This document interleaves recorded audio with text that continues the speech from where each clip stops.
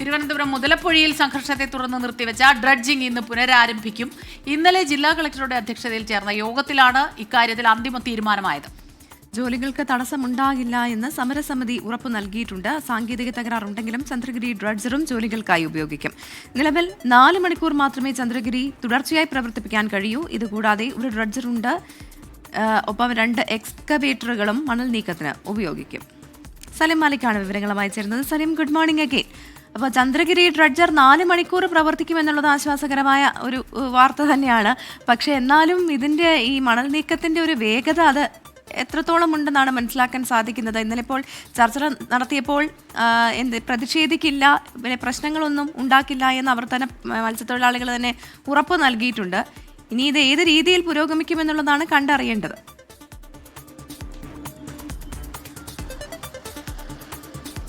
പ്രവിത, അത് ഈ മുതലപ്പൊഴിയിലെ പ്രശ്നം, അത് മുതലപ്പൊഴിയിലെ മണൽ നീക്കവുമായി ബന്ധപ്പെട്ട്, അതല്ലെങ്കിൽ അതിൻ്റെ വേഗതയുമായി ബന്ധപ്പെട്ട് തന്നെ അവിടുത്തെ തുടർ പ്രശ്നങ്ങളും നമ്മൾ കാത്തിരിക്കേണ്ടിയിരിക്കുന്നു എന്നുള്ളത് നിസ്സംശയം പറയാൻ കഴിയും. കാരണം നിലവിൽ അവിടെ നിന്നും വളരെ വേഗത്തിൽ മണൽ നീക്കാൻ കഴിയുമെന്ന് പറഞ്ഞെത്തിച്ചതാണ് ചന്ദ്രഗിരി ഡ്രഡ്ജർ. പക്ഷേ ആ ചന്ദ്രഗിരി ഡ്രഡ്ജർ അവിടെ നിന്നും എത്തിച്ചപ്പോൾ പറഞ്ഞ ആ വേഗത അതിന് ഒരു കാലത്തും കൈവരിക്കാൻ കഴിഞ്ഞിട്ടില്ല. ഇപ്പോൾ ഏറ്റവും ഒടുവിൽ അതിനൊരു 4 മണിക്കൂർ മാത്രം തുടർച്ചയായി പ്രവർത്തിക്കാൻ കഴിയുന്ന നിലയിലാണ് അതിൻ്റെ സംവിധാനമുള്ളത്. അതുകൊണ്ട് തന്നെ വലിയ എതിർപ്പ് അതുമായി ബന്ധപ്പെട്ട പ്രദേശവാസികൾക്കുണ്ട്. നിലവിൽ 2 ഡ്രഡ്ജറുകൾ അവിടെ പ്രവർത്തിക്കുന്നുണ്ട്. ചന്ദ്രഗിരി ഡ്രഡ്ജർ 4 മണിക്കൂർ പ്രവർത്തിക്കുന്നതിനൊപ്പം തന്നെ മറ്റേ ഡ്രഡ്ജർ കൂടി പ്രവർത്തിക്കും. ഒപ്പം തന്നെ അതിനുശേഷവും മറ്റേ ഡ്രഡ്ജറും 2 എക്സ്കവേറ്ററുകളും കൂടി പ്രദേശത്ത് പ്രവർത്തിപ്പിക്കും എന്നുള്ളതാണ് പറയുന്നത്. കഴിഞ്ഞ ദിവസം തന്നെ ഈ മണൽ നീക്കം പുനരാരംഭിക്കാമെന്ന് ഉറപ്പ് നൽകിയിരുന്നെങ്കിലും ഉദ്യോഗസ്ഥർ സുരക്ഷ ഉറപ്പാക്കാതെ നിലവിൽ അവിടെ ഏതെങ്കിലും നിലയിലുള്ള ജോലി ചെയ്യാൻ കഴിയില്ല എന്നൊരു നിലപാടെടുക്കുകയായിരുന്നു. അതിന് പിന്നാലെയാണ് ജില്ലാ കളക്ടറുമായി ഉദ്യോഗസ്ഥരും സമരസമിതിയും തമ്മിൽ ചർച്ച നടത്തിയത്. അതിലാണ് ഒരു അനുനയത്തിൻ്റെ ഭാഗമുണ്ടായത്. പക്ഷേ ഏറ്റവും വലിയ പ്രശ്നം, മുതലപ്പൊഴിയിൽ നേരിടുന്ന ഏറ്റവും വലിയ പ്രശ്നം, സമരസമിതിയെ ഇവിടെ തീരുമാനങ്ങൾ പോലും അവിടുത്തെ പ്രദേശവാസികൾ പൂർണ്ണമായും അംഗീകരിക്കാത്തൊരു സാഹചര്യമുണ്ട്. അതുകൊണ്ട് തന്നെ തർക്കങ്ങളൊക്കെ ഏത് നിമിഷവും ഉണ്ടാകാം. എന്തായാലും നിലവിൽ പൂർണ്ണമായും ഈ ഡ്രഡ്ജിങ്ങുമായി ബന്ധപ്പെട്ട് സഹകരിക്കും എന്നുള്ളതാണ് അറിയുന്നത്. പക്ഷേ അവരെ സംബന്ധിച്ചിടത്തോളമുള്ള പ്രശ്നം, നാളുകളായവരുടെ മത്സ്യബന്ധനം ഉൾപ്പെടെയുള്ള കാര്യങ്ങളൊക്കെ അവതാളത്തിലാണ്. നിലവിൽ വളരെ വേഗത്തിൽ ഒരാഴ്ച കൊണ്ട് ഈ മണൽ നീക്കം പൂർത്തിയാക്കാം എന്ന് ഉറപ്പ് നൽകിയതാണ്. പക്ഷേ അത് 1 മാസം പിന്നിട്ട് നടക്കാത്ത സാഹചര്യമുണ്ട്. അങ്ങനെ ആ പ്രദേശത്ത് തന്നെ വലിയ എതിർപ്പുണ്ട്. അതിനിടയിലാണ് ഈ മണൽ നീക്കം പൂർണ്ണമായും വീണ്ടും നിലയ്ക്കുന്നൊരു സാഹചര്യം ഉണ്ടായത്. അതിന് പിന്നാലെ വീണ്ടും തുടങ്ങുന്നതിന് മുൻപുള്ള സംഘർഷമൊക്കെ ഉണ്ടാകുന്നതും അതിനെ തുടർന്നുണ്ടായ ചർച്ചയും തർക്കവും സംഘർഷവും ഒക്കെ നമ്മൾ കണ്ടതാണ്. പിന്നാലെ വീണ്ടും മണൽ നീക്കം തുടങ്ങുമ്പോൾ അതിൽ കൃത്യമായ വേഗത അതിന് കൈവരിക്കാൻ കഴിയുമോ എന്നുള്ളത് തന്നെയാണ് നാട്ടുകാരുടെ ആശങ്ക. നാട്ടുകാർ പറയുന്നത് വളരെ വേഗത്തിൽ മണൽ നീക്കം പൂർത്തീകരിക്കണം എന്നുള്ളതാണ്. അങ്ങനെയെങ്കിൽ മാത്രമേ അവർക്ക് പൂർണ്ണ തോതിലുള്ള മത്സ്യബന്ധനം ഉൾപ്പെടെയുള്ളവ നടത്താൻ കഴിയൂ. സ്മിത, പ്രവിത.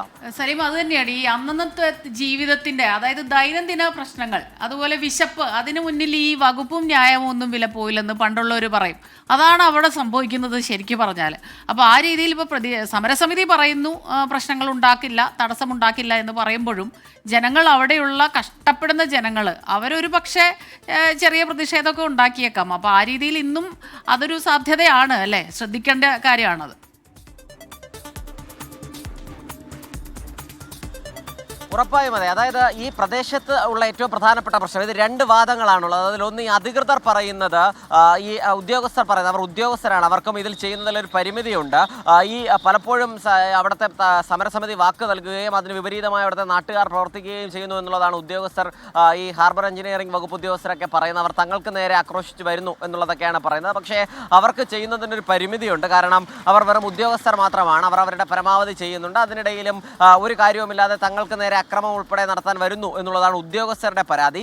അതേസമയം വേഗത്തിൽ പൂർത്തിയാക്കാമെന്ന് പറഞ്ഞ മണൽ നീക്കം ഉൾപ്പെടെ പല ഉറപ്പുകളും ഇവർ ഉദ്യോഗസ്ഥർ നൽകാറുണ്ട്. പക്ഷേ അതൊന്നും കൃത്യസമയത്ത് പാലിക്കാറില്ല എന്നുള്ളതാണ് നാട്ടുകാർ പറയുന്ന പരാതി. 2 പരാതിയും സത്യമാണ്. കാരണം ഈ മറ്റുള്ളവർ ഉദ്യോഗസ്ഥരാണ്, ആ ഉദ്യോഗസ്ഥർക്കെതിരെയുള്ള അക്രമം ഇവർ പരമാവധി ചെയ്യുന്നുണ്ട്. പക്ഷേ അതുപോലെ തന്നെ ഈ അവിടെ പറഞ്ഞ ഉറപ്പുകളൊന്നും പൂർണ്ണ അർത്ഥത്തിൽ പാലിക്കപ്പെട്ടിട്ടില്ല എന്നുള്ളതാണ് സത്യം. കാരണം ഡ്രഡ്ജർ എത്തിക്കാമെന്ന് പറഞ്ഞു, അത് പറഞ്ഞ ദിവസത്തിൽ നിന്നും വളരെ വൈകിയാണ് അവിടേക്ക് വന്നത്. അതിനുശേഷം ഡ്രഡ്ജർ എത്തിയാൽ വളരെ വേഗത്തിൽ ഈ മണൽ നീക്കം പൂർത്തിയാക്കാൻ കഴിയും, 1 ആഴ്ച സമയമെന്നൊക്കെയാണ് അന്ന് പറഞ്ഞത്. പക്ഷേ അത് ഈ പൊഴി തുറക്കുന്നതിന് പോലും 1 ആഴ്ച സമയം എടുക്കേണ്ട സാഹചര്യമുണ്ടായി. അങ്ങനെ പലവിധ പ്രശ്നങ്ങളുണ്ട്. അതുകൊണ്ട് തന്നെ ഏത് നിലയിൽ അവിടുത്തെ ജനത പ്രതികരിക്കുമെന്നുള്ളതിൽ സംശയമുണ്ട്. കാരണം അവരെ സംബന്ധിച്ചിടത്തോളം നാളുകളായ അവരുടെ മത്സ്യബന്ധനവും നിത്യജീവിതവും ഒക്കെ വലിയ പ്രതിസന്ധിയിലുമാണ്. സലിം മാലിക്കാണ് വിവരങ്ങളുമായി ചേർന്നത്. ഏതായാലും ഇപ്പോൾ ഡ്രഡ്ജിംഗ് പുനരാരംഭിക്കുമ്പോൾ എത്രയും പെട്ടെന്ന് തന്നെ മണൽ നീക്കം അത് പൂർണ്ണമാകട്ടെ അല്ലേ, പ്രശ്നങ്ങളില്ലാതെ.